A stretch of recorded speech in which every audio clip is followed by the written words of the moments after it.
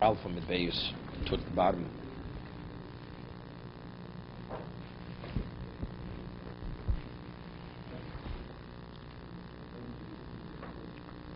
Okay.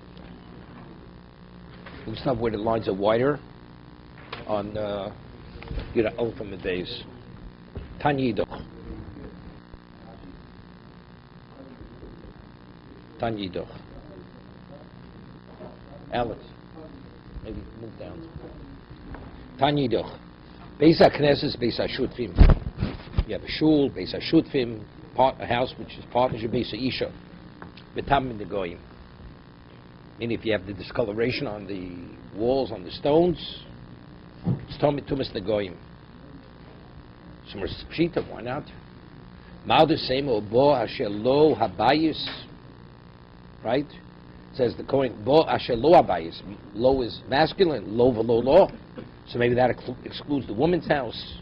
Lo V'Lo Lohen, Lo is singular, it's not plural. Kamash Malo, and somewhere says Enochanam, maybe yes.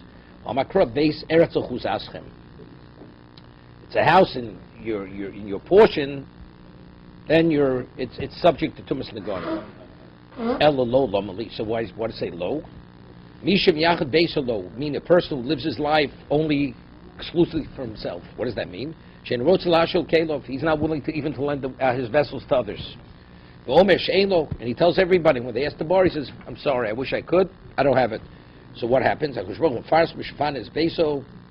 So Hashem makes it known to the public that he has it when he has to unload the house. Prat l'mashal kelov la'acherim. This comes to exclude a person who does lend his vessels to others. It's not, he won't be punished. Beis HaKnesses mimatami negoyim. Beis HaKnesses is subject to Tumas Negoyim. V'atanyu yochel yubati knisu bosam yeshoroshes v'tabes negoyim. Talmud v'lo habayis mishim yuchad lo. Yotzu elu shem yuchad lo. It means something which is exclusive of yours. Beis HaKnesses is communal. Right? It's not exclusively an individual. So even a partnership is considered, that's called an individual. It's not communal. A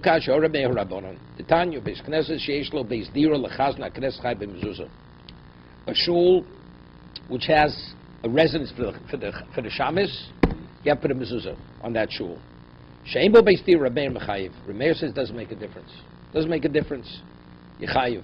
Chacham poaching, Chacham say yipoter. Why? Because it has to be yuchad lo, and since the Beis HaKnesses is something which is communal, it's not subject. Fibo seimo hava rabban. We're able to reconcile that it says before that yechayiv, and here it says yipoter. Hodi say beis dira, hod leslie beis dira.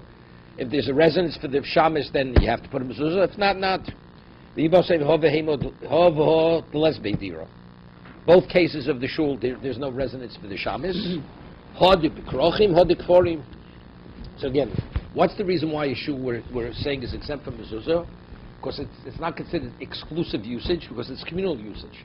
Now the Gemara differentiates between a shul in a village and a shul in a large city. Shul in a large city, you can't identify, even though you may have ownership, but it's because it's communal, it's not identified by individuals, even though there may be individuals who own it. But in a village, which is a small number of people, this shul is Chaim's and Yankel's and so on and so forth. So because it can be identified by the people, therefore it's subject to Tumas Negoyim. What? No, so Rashi says, take a look at Rashi. The Krochim Shubok Mishvok Miskapsin Shem Kobas Harbeg. It's a location where you have markets and they come from multiple Vihi Asul Lakol.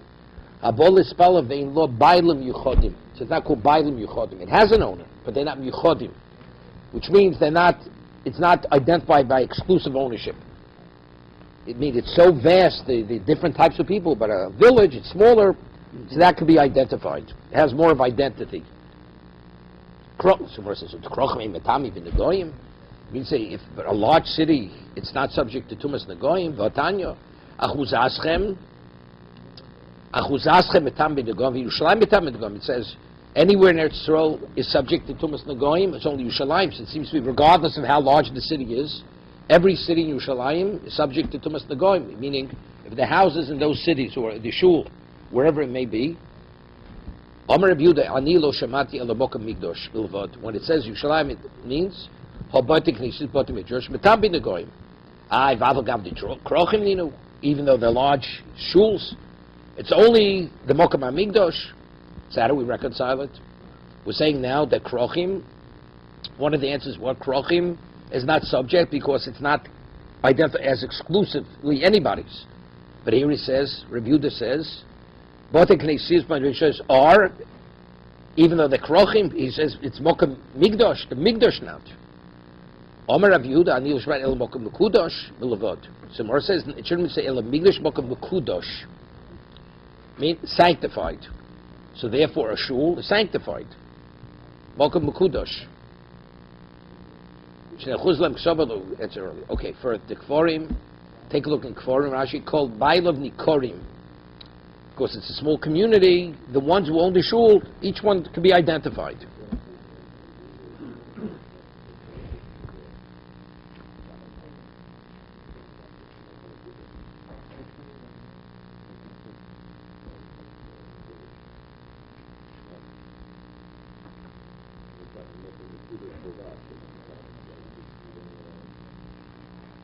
Seemingly, we'll see. Even though the Gemara is not what's it called? The Gemara is still sticking with the krochim kforim. That was the question. So it seems to the avogab the krochim ninu. So you see, even though it's a large city, it's still subject to tumas. He says no, it's not mokem migdosh mekudosh. Yeah, but it seems to be we're not falling off the kforim. I don't know. It should be. 1 second. 1 second.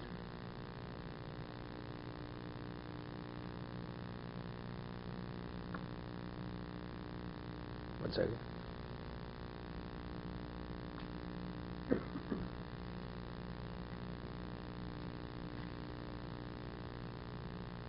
Tosa speaks about it. It's difficult. He says,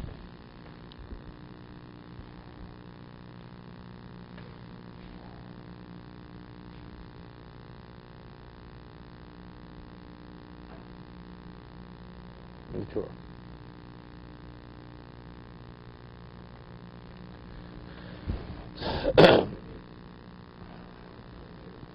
No, according to the mayor. According to the mayor, according to the mayor would differentiate between krochim and kvorim, right? According to the chachomim, not, right? The mayor is the one who says basically this is chayiv b'mezuzah, right? The chachom say no. It's not, unless there's unless the shamus lives there. So even in Rameir, we're making this differentiation between the large and the small. According to Rabbi Yehuda, it makes no difference. No shul is chayiv. Yeah. 1 second.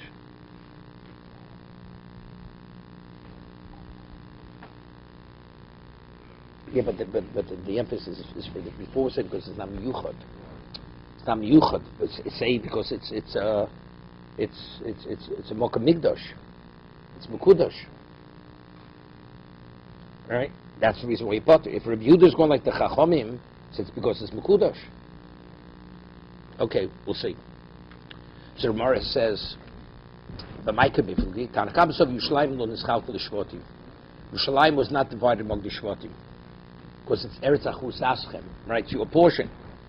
So since it wasn't divided, so therefore it's not called Achuzaschem. Because initially it wasn't divided. So Rashi explains, what does it mean? They're all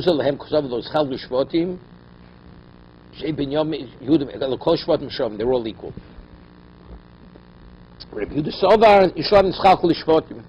So therefore Yerushalayim is Chayv b'mezuzah, is subject to Negoim. But why is the Mokem HaMikdash, because it's Mekudosh, it's not. Upluk the Dani Tanoi. And the Machloks of Yehuda and Tanakam is Machloks these Tanoi. So again, the Machloks was saying is what? Was it Nischal Kol Shvotim or not? If it's not Nischal Kol Shvotim, no one in Yerushalayim is subject to Negoim.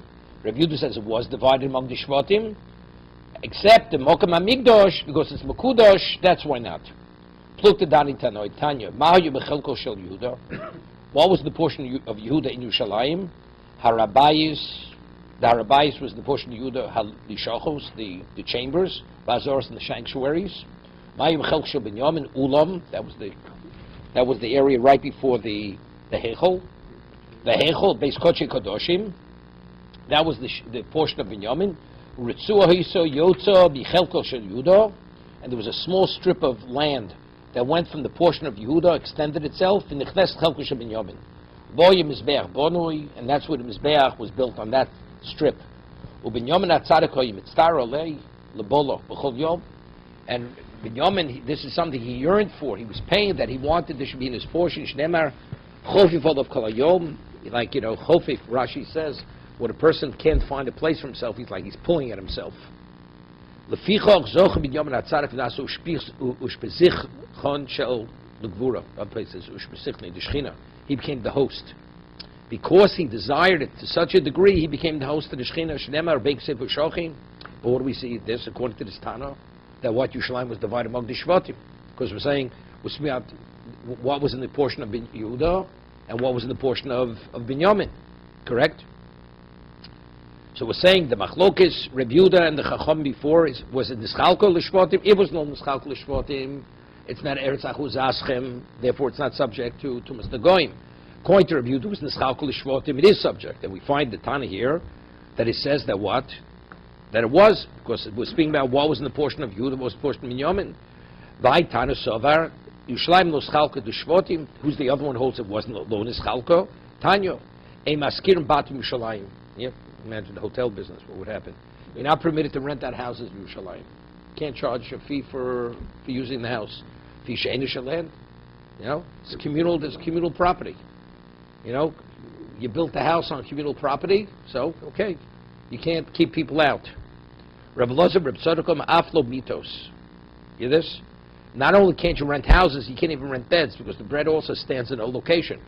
Right? Takes up a space. Lefichach Oris Kochim Bali Ushbichsnon Notlum Bizroa. You know what happens?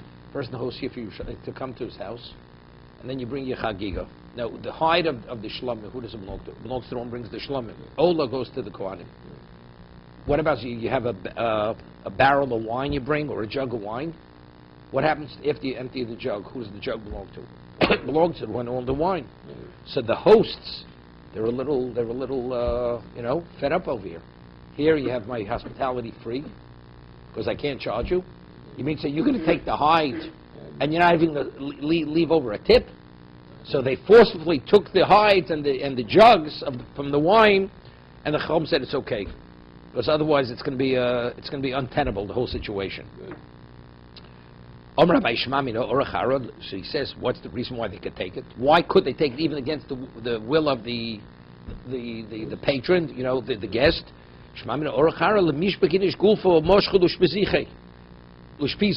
Yeah? Because a person who's a mensch would leave it to show you thank you. So the guy who doesn't, he's a bad guy. Therefore, the Chachamim allowed the host even to take it against his will, forcefully take it against his will. Okay? Seems to be it's not even Hefker best the Hefker over here. I'm not sure. Look, this guy's he's not a tipper. You could force the man to leave a tip because the average person leaves a tip. Yeah. What? That's what it says. The what? That you can force it. No, it says it bizroa, not bizroa. I'm just questioning if seemingly it has to be Hefker best than Hefker. Right? It has to be. He says, since most people do, therefore you have a right to take it even by force.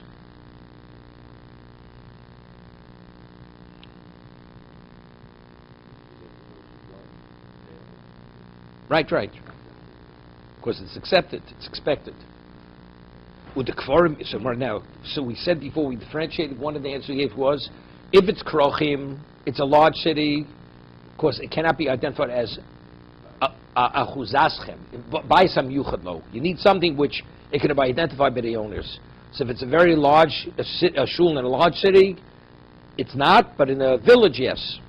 So Moshe says, ukforim mimetambi de goyim. You mean say in a village, the shul will be mitambi de goyim, v'atanyo, la'chuzor at sheich b'shus osa. Firstly, What about before the conquest took place? You come and you find a house that has discoloration on the walls. It means nothing. It's not your achuzi yet. Right? You didn't conquer it yet. What about kovshu oselo chilkur lishvatim? They conquered it, but they didn't divide Eretz Yisrael among the shvatim tribes. Also not. Cholku lishvatim lechilku bay lebeisavos. Right? They divide among families, but not individuals in the families. Cholku lebeisavos vein kol echad makar shelo. But each person doesn't know which is his within that family area.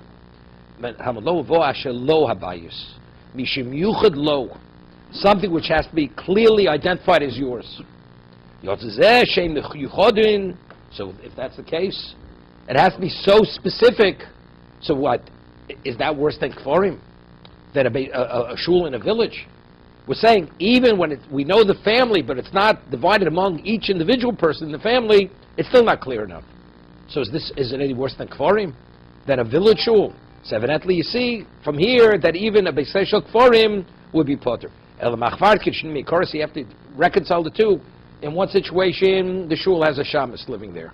So because there's a shamus living there, therefore it's considered the residence of the shamus. That's why it's subject. The other case where there's no shamus, if it's not no shamus, even beis knesset shel kfarim will not be subject to tumas negoim. Okay? Push it.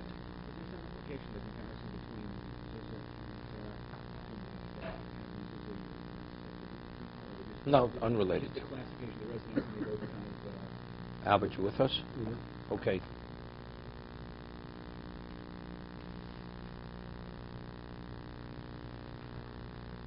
No, hotel rooms in Shalim have mezuzahs, right? La halacha, you don't have to have mezuzah. Unless you're in a location for 30 days. The landlord doesn't have to put a mezuzah on the doors for the tenants. Each tenant has like the Gemara says, it's chuvas ador. The obligation is the one the resident. But if you don't live in a location for 30 days, right, you have no obligation to put a mezuzah up. So a person checks into a hotel. If you be there 30 days, maybe. But if you're there for a few days, you don't need a mezuzah. So that all the mezuzahs in these hotels, maybe I question even if they have mezuzah in the case. Probably they don't. You know, how does it look, you know? You ever walk into a hotel and they don't sing over in the Gila? What kind of hotel was this? No, you're not in Cuba. Okay? We had an occasion, stayed in the hotel for a couple of days. Support. The room that we got did not have a mezuzah. They had to give them a shia. And we told the guy, all the doors have it. This room that doesn't have a mezuzah. The shia came in at night and put the mezuzah. Must be a clock. I hope he didn't say a bracha. Okay. Umaskin lo kohen acher. It says, the Mishnah says that you have your kohen gadol and you designate another kohen in case something should happen to what? To the first kohen, right? Comes tomei or whatever. Now, the second kohen, the kohen in waiting, right? What we call the auxiliary kohen, the vice kohen. He's a kohen hedjit, right? Well, let's say we don't need him.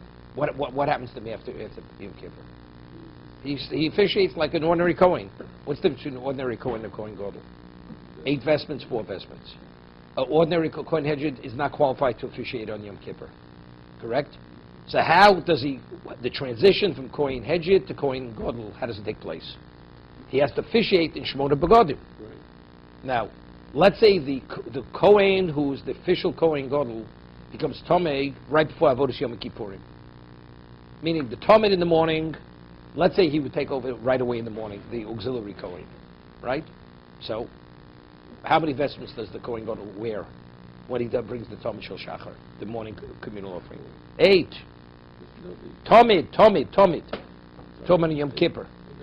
On Yom Kippur you wear 8. So it's not a problem. So now he's being installed as a Kohen Gadol because he's wearing 8. Until now he wore 4, now he wears 8. What happens if the Kohen Gadol becomes Tomei in the afternoon when he's holding Avodas Yom Kippurim? So how many vestments does the Kohen Gadol wear? He wears 4, right? So he's wearing the same vestments as a Kohen Hedjit. So how to initiate him, to install him, he has to act like a Kohen Gadol. In what way is it obvious that he's functioning as a Kohen Gadol? He's wearing 4 vestments like he wears all year. That's going to be the Gemara's discussion here. The Gemara says like this: Pshita. If the first Kohen was disqualified before the Talmud Shel Shach before. So how is he installed? He was the Shemona Begodim, right? When he officiates with the Talmud Shel Shachar. So how does the initiation take place to make him to transition from Kohen Hedjit to Kohen Gadol? You had a question, okay? Oh, we had before discussion. The avneit of the Kohen Gadol, it's explicit in Torah, is made of what? With shatnez. We had an argument. What about the avneit of the Kohen Hedjit? What was it? It may have been just linen, or it also been the same. So like this: if you tell me the avneit of the Kohen Gadol, of the Kohen Hedjit, also shatnez, the avneit of the 4 begodim on Yom Kippur was only linen. Everybody agrees. So if that's the case, officiating with the 4 begodim, although the 4, but since the avneit is not the same avneit he wears throughout the year, so it's clear he's officiating like a Kohen Gadol. That's what it's saying. Ba'avneit.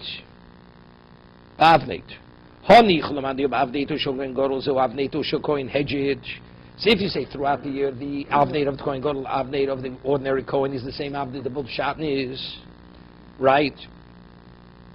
So it's very good. That the Kohen Hedjit's avneit throughout the year is just pure linen. So the 4 vestments he wears in Yom Kippur, what's the avneit? The avneit is the same avneit. So he's still the 4 vestments are the 4 vestments of the Kohen Hedjit. So how is he installed as the Kohen Gadol? On that Gemara says, he puts on the 8 vestments, and they would have these prongs, these pronged forks, which they would put into the meat, and they would turn it over the mizbeach, so they should burn more quickly, right? To expedite the burning. So we'll say Rafuna, but it has to be an avoda, right? He has to wear the 8 vestments with the context of avoda, and it's called like Rafuna. Rafuna zor shehipich b'tzinora. If an ordinary non-Kohen goes and does this action, chayv misa. He's chayv misa b'dei shamayim. So we see clear there's an avoda. As long as he does the avoda in the Shemona Begodim, it's not a problem. So even if he comes later in the day, after the Talmud Shel Shachar, if he does this action with the Shemona Begodim, so that's how he's initiated from Kohen Hedjit to transition to Kohen Gadol. Why aren't the 8 vestments by themselves enough? No, because you have to do an avoda with the 8 vestments. To be initiated, you have to officiate with 8 vestments. He's officiated everything else. No, but the vestments he's officiating with, it's the same vestments he wore as a Kohen Hedjit. No, when? If it would be in the morning, it's not a problem. But after the Talmud. Let's say after the Talmud. But he got all the rest of the stuff. The rest of the stuff is Avodas Yom Kippurim. He wears white vestments. Even the Kohen Gadol wears white vestments. So how does he officiate as a Kohen Gadol? He has to be initiated. There has to be something different. So he wears the 8, and he puts the pronged fork into the meat and turns it over. But that's only if that's called an avoda. So that's what it says. It's going to Rav Huna. That Rav Huna holds that if a non-Kohen would do the same action, he'd be liable for Misa B'dei Shamayim. Because this is avoda. Rav Papa says you don't need all this. Rav Papa Omer, avodas mechad choso. Here, that since on Yom Kippur, who's the only one who's qualified to do the avoda? Only the Kohen Gadol. So even though the vestments he's wearing are the identical vestments as the Kohen Gadol would wear on Yom Kippur, but him doing it at this moment, how could he be doing it unless he's the Kohen Gadol? So therefore, that's the avodas mechad choso. The actual avoda, that's the initiation process. Doing an avoda which only the Kohen Gadol could do. He doesn't have to wear the 8 begodim. So he didn't put on the 8. He didn't have to. According to this, he does not put on the 8 begodim. No, the avneit is the same avneit as the Kohen Gadol would wear in Yom Kippur. No wool, pishta, all linen. Milo Tanya, didn't we learn the Brisa? Kol HaKelim Shasa Moshe. Initially, when the Mishkan was built, all the kelim that Moshe had made, what initiated them? That they had capacity. They were anointed. So the anointing gave him the sanctity. Right? You consecrate a vessel. Right? When you consecrate just a kli, what is it? It has kedusha. It's hekdesh. but it has to be more than hegdish. It has to have the kedushas klisharis. It has to be a ministering vessel. So what brings it, which means when you put something in that, it has kedushas aguf. So what gives it that ability to sanctify, to bring it to that other level? The answer is when you do the avodah, that itself brings it to that other level. Right? Mikan ve'elech. Afterwards, once the original, all the kalim, the vessels were anointed, anything later, using a vessel that's consecrated, automatically brings it to that level. Avodosa b'cham choso. Ochanami, here also, avodosa b'cham choso. Identically here, the avodah, even though he's wearing the same vestments as he wore throughout the year, but since only the Kohen Gadol is qualified to do this, the avodah is what installs him. That's the initiation to be the Kohen Gadol. Okay?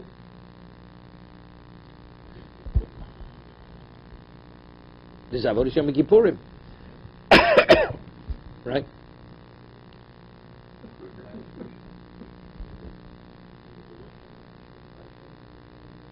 What is that? What do we do? What Shem and Mishra do with anything? This is on Yom Kippur. This happens on Yom Kippur. The Kalim is, what's his name? Also, even if you have a Shem and Mishra. No, it says, even Moshe's time, in the Mishra, let's say a Kli went lost, a Kli was broken. Had to be replaced, you didn't have to anoint it again. It was Avodah B'cham Choson. The Avodah brought it to that level. When it was used in that capacity, it assumed the Kedusha to sanctify it. No, Kohen Gadol could become one of two ways. Either, it doesn't make a difference, even by Srishan. Even though, first there was time towards the end, not. Right? Your Shio, they hid it away. But still, you could even be Meruba Begodim, or you could be Shem and Amishcha, right? Either anointed, or by officiating the 8 vestments, you become a Kohen Gadol, one or the other. Okay? What you were saying is officiating at the not wearing it. So alone is enough. because the only one who's qualified to do what he's doing is only the Kohen Gadol. So you're acting exactly as a Kohen Gadol would act in Yom Kippur, wearing 4 vestments, because the only one who's qualified to do that is who? Only the Kohen Gadol. So that elevates him to that level. Okay? We're okay. Yosser Avdimi. Oma Avneto Shekoin Hedjut. Yeah? Avneto Shekoin Hedjut. Regarding the belt, we have the question, was it the belt of the Kohen Hedjit was the same as the Kohen Gadol, which means it has wool and linen, or is it only purely linen? Rebbe Reb Elazar Shimon. It's a machlokas. Rebbe Reb Elazar Shimon. Charama shel kalayim. One of them says it was kalayim, meaning it's the same as the Kohen Gadol. Charama shel butz. The other one says no, it's purely linen. Linen was not the same. But it says one says one says no. Who said what? Tistayim the Rebbe who diyam shel kalayim. We're going to be proof the Rebbe's of the opinion that it was made of kilayim, right? Wool and linen. The Tanya. We learned in the price, Ein ben Kohen Gadol, Kohen Hedjit, Ella Lehedjit, Ella Avneit, Divrei Rebbe. Okay, now this statement we have to understand, what are we speaking? It says, we're going to bring proof that what? The Rebbe is of the opinion that it was Kilayim. Okay? So, Rebbe says, Amen Kohen Gadol Kohen Hedjit El Avneit. Elo, right? Divrei Rebbe. Elazar Shimon no be'aflo Avnei. Not even the Avnei. Amos. One of the in what context is this argument taking place? Is it throughout the year, or is it on Yom Kippur? Inem b'shari Mosai Shono. Rebbe says the only difference in the Kohen Gadol and Kohen Hedjit is the belt. Is that the only difference? I mean, they were Shmona Begodim. Right? Inem b'shari Mosai Shono. Tuvika. You have many differences in terms of the vestments. Kohen Gadol Mishamish B'Shmona. V'Hedjit Barbo. Right? Kohen Gadol officiates in 8, and he officiates in 4. So what are you talking about? Only the belt? That's the difference. Only difference between the two of them. Elalav Yom Kippurim. What does he say on Yom Kippur? Oh, so now Yom Kippur. Yom Kippur, everybody agrees the Kohen Gadol when he officiated. What was the belt made of? Pure linen. So evidently, if that's the difference between the Kohen Hedjit and the Kohen Gadol, so what is the belt of the Kohen Gadol? A Kohen Hedjit? It has wool in it. Because the belt of Yom Kippur of the Kohen Gadol definitely was only linen. So he says, what's the difference between the Kohen Gadol and the Kohen Hedjit? The belt. Right? But if the belt of the Kohen Hedjit throughout the year is only linen, so they're the same. So evidently, see, clear Rebbe holds that the belt, the avnate of the Kohen Hedjit, was kilayim throughout the year. He didn't officiate. I understand, but it doesn't make a difference. They wore 4, but and he says, and what's the difference? The belt.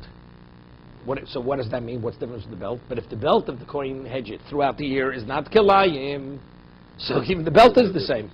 So evidently, Rebbe's of the opinion that the belt of the Kohen Hedjit throughout the year is a mixture of linen, wool and linen. Right? It's clear. Yeah, Kohen Gadol, that's when he wears the 8 vestments. The Avnei, when he wears the 8 vestments, no question. It's explicit in Torah. There's tchelos. Tchelos is wool.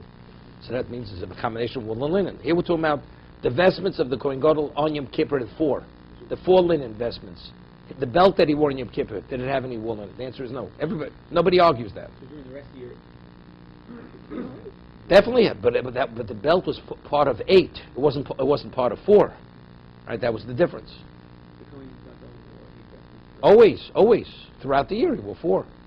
But Avodas Yom Kippur, the Avodah that on Yom Kippur he also wore 8. If it was the Avodah on Yom Kippur was throughout the year Avodah, then he wore 8. But it was something that was specifically for Yom Kippur, then he wore 4. Right, going to the Kodesh Kadoshim, sprinkling the blood on the parochas, all that. Right? Or only fish in 4. That's called the white vestments. The Kohen Gadol on Yom Kippur wore white vestments. Whenever it's white means 4. Big Day Zov, golden vestments is the 8. But even on Yom Kippur, there were times he also wore 8. He would switch on and off. Okay. Elalav Yom Kippurim. So evidently, when Reuben said what he said, we're speaking specifically on Yom Kippur, because throughout the year there are many other. There's a major difference. So Rebbe, from there we have proof. Rebbe holds that kilayim of the avnate is kilayim. The avnate, the belt of the Kohen Hedjit. Amri, lo. I'll tell you no proof. No proof. Lo b'shari mosai shono. Yeah? I'll tell you it's throughout the year. Ubahanach tushovin. And we're speaking, even though he could have said,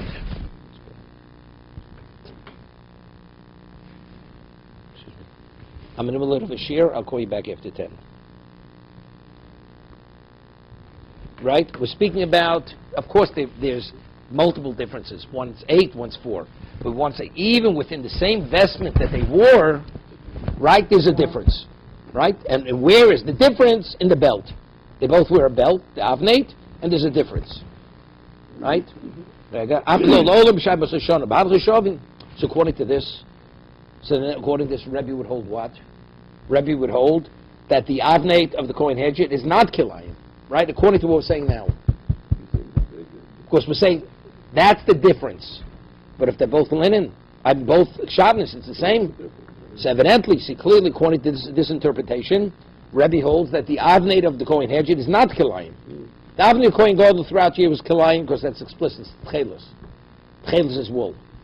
So if Rebbe says the only difference between the two of them regarding the avnate, regarding a particular beged, vestment is the avnate, it's clear Rebbe holds that it is not kilayim. Okay? Ki also rovin. Before we were speaking about, it was Ki also Ravdimi. When Ravdimi came, Ki also Ravin Omar, Avneito shel Kohen Gadol b'Yom Kippurim divrei hakol shel butz. Okay? Ravin said on Yom Kippur, everybody agrees, there's no, the Avnate, the belt in Kippur that of the 4 vestments the Kohen Gadol wore was made of only linen, right? B'shai Mosai Shana, throughout the year, divrei hakol kalayim. Why? Because it's explicit in the pasuk. If it is tcheles, right? Tcheles means it's kalayim, right? Tcheles he only applied to wool. Lo nechlaku. Where's the machlokes? Rebbe and Reb Elazar Reb Shimon. El b'avnei Kohen Hedjit. Bein b'shari Mosai Shana. Bein b'Yom Kippurim. Sherebbe omer shel kalayim. Rebbe says that the avnate of the Kohen Hedjit is made of the same as the Kohen Gadol. Rabbi Elazar Shimon Omer shel boots. Only it was linen. Okay, finished. And no difference between the In terms of, what his belt was. according to Rabbi Elazar Reb Shimon. Cohen fed. No, the Kohen Hedgit. Kohen Hedgit, it's a machlokas. Rabbi Elazar Reb Shimon says it was only linen. Rabbi says it was kalayim. That's all year and Yom Kippur. And Yom Kippur. Kippur they didn't wear anything Because different. we see the Kohen Hedgit also, he didn't officiate, but he participated. For instance, it says after the Kohen would receive the blood, he would give it to a Kohen who would stir the blood that it shouldn't congeal, shouldn't coagulate. When he stirred that blood, what he wore his regular garments. He wore 8 vestments. He's not permitted to do anything that's a violation of Yom Kippur. But there were other things he did. He officiated to some degree. The Kohen Gadol. The ordinary Kohen. Ordinary Kohen. So when he would wear it, when he would officiate, it wasn't called avoda, but he did things. He didn't wear his ordinary clothing. He wore the 4 vestments. So that's what we're saying. On Yom Kippur, and otherwise, yes. Well, what relevance does he have 4 vestments on Yom Kippur, the ordinary Kohen? The answer is no. He had responsibilities in the Azorah, in the sanctuary. But he wore the same as what he wore all year. And so what was that? For service. So that's what we're discussing. They're arguing regarding Kohen Hedgit throughout the year. Rebbe says it was always kalayim, his belt. Rabbi Elazar Shimon says it was what? It was linen.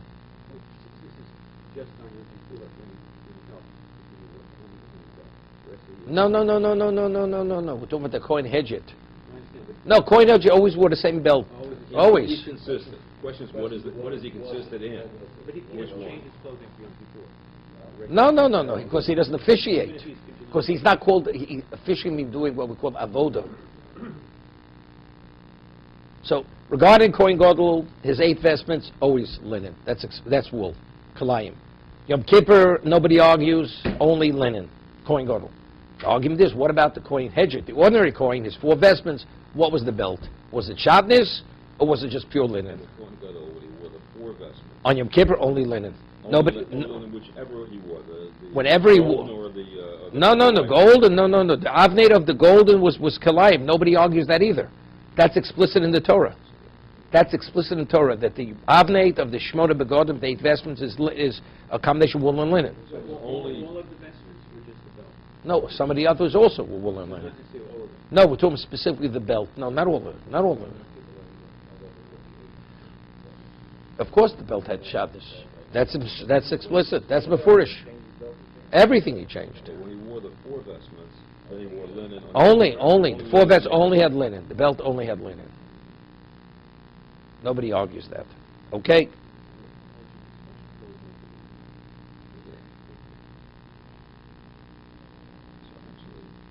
so the question really is that different from what the ordinary Kohen was wearing or not? So that's our question. That's the question. The belt that he wore in Kippur, the Kohen Gadol, is that the same belt as the ordinary Kohen 365 days a year? The linen, or was it the Or Kohen? is it kalayim the same he wore with the 8 vestments? That's the argument. Very simple. And that's what we read the other day, that there is Of the Kohen Gadol, of the 8 vestments, the 8 vestments, right? When he wore the golden vestments, the belt had kilayim. Yom Kippur he wore 4 vestments. They're called Big Day Love, and the white vestments had none. So the regular time during the year, that's what it was. That's the argument. That's the argument.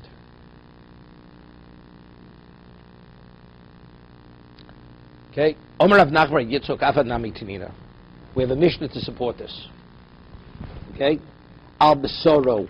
Right. He has to wear the 8 vests. The Big Day Kuna wear. That has to touch his flesh. Can't wear an undershirt. Okay. Can't wear a medallion. That's the problem. He wears a medallion. Matam Loma Yilbosh. It says Al Besoro Yilbosh.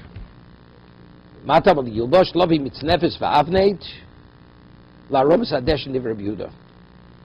Yilbosh, that even when he tithes takes they would tithe the ash off the mizbeach, it's called Shumas Hadeshen, he wears the mitznefes and the avneit.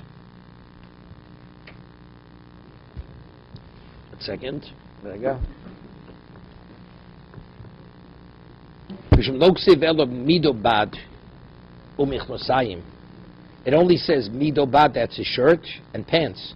It doesn't mention the hat and the belt. So when it says Yilbosh, it's not only the pants and the belt, it's not only the pants and the shirt, but it's also the hat, the turban, and the belt.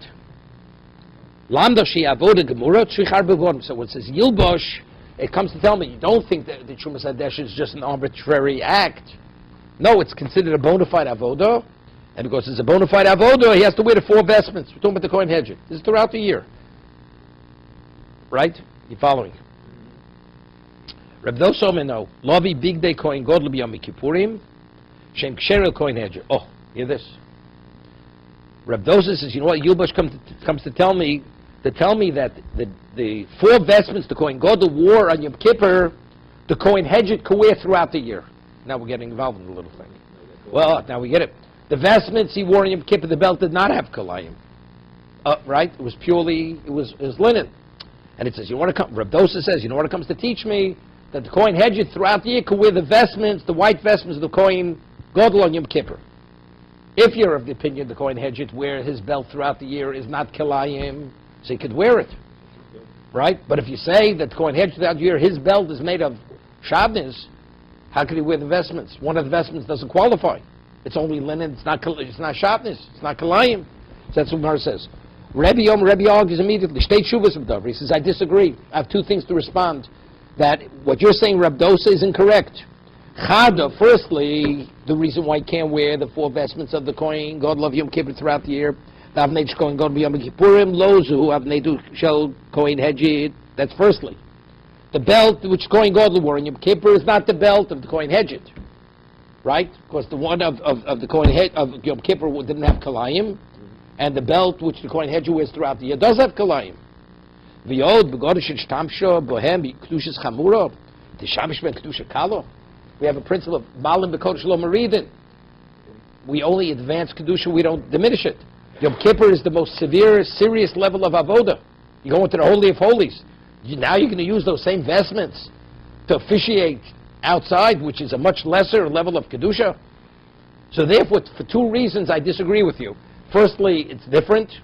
Secondly, even if they would be identical, it's something that you can't use for ordinary avoda, for the yearly avoda.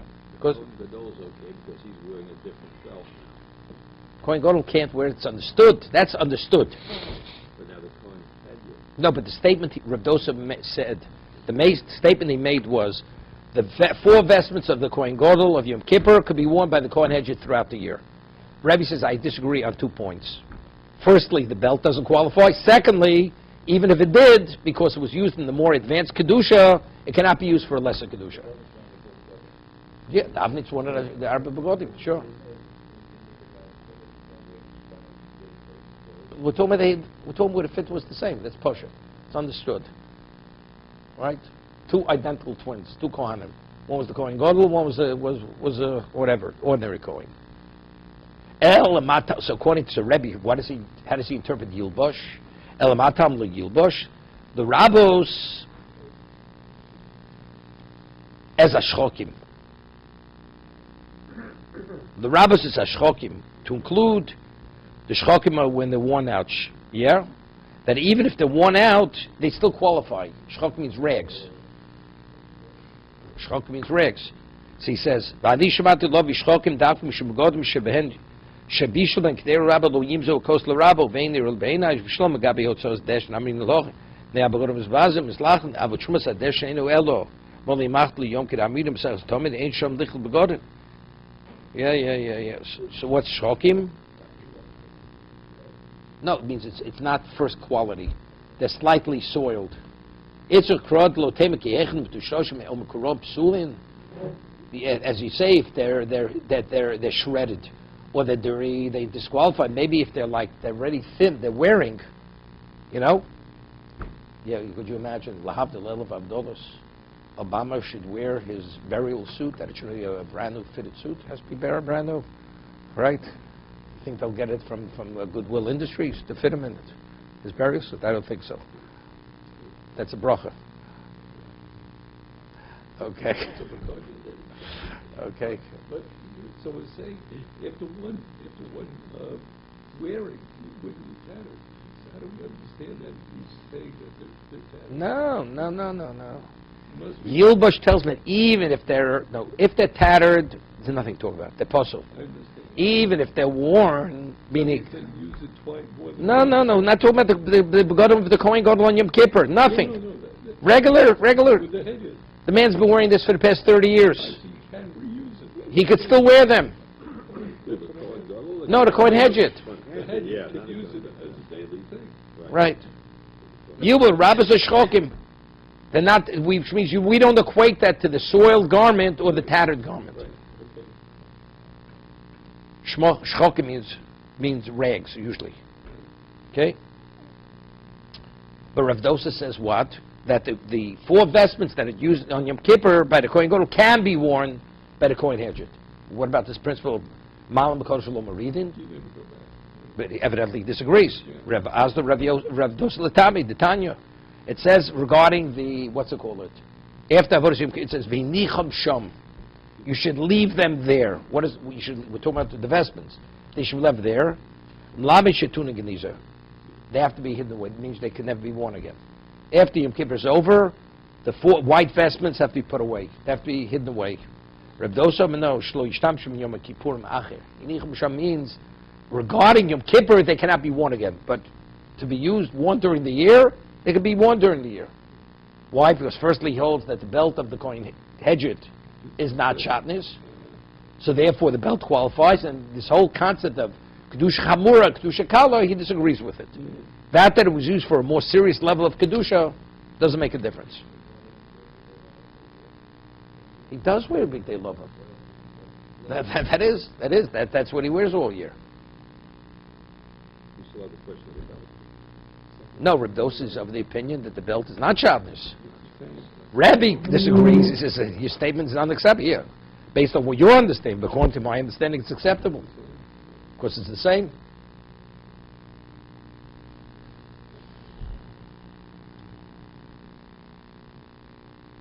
Once went into Brooks Brothers. That was on a sale. So, guy buys a suit, and it was a linen suit he was buying. This guy, and the person says, he was concerned it gets creased easily. So the person says it was made in England, the suit. So the person from the store says to this person, says, you don't have to worry. It's interwoven with woolen thread, so to maintain its body, so it doesn't get creased. You don't have to worry. Okay, so this is more than a shot in his lining. So then he gives his credit card. The guy's name is Weinstein. Yeah, I remember his name was Weinstein. Okay, he's not worried about the belt being sharpness or this being sharpness. Turn around, Bonan.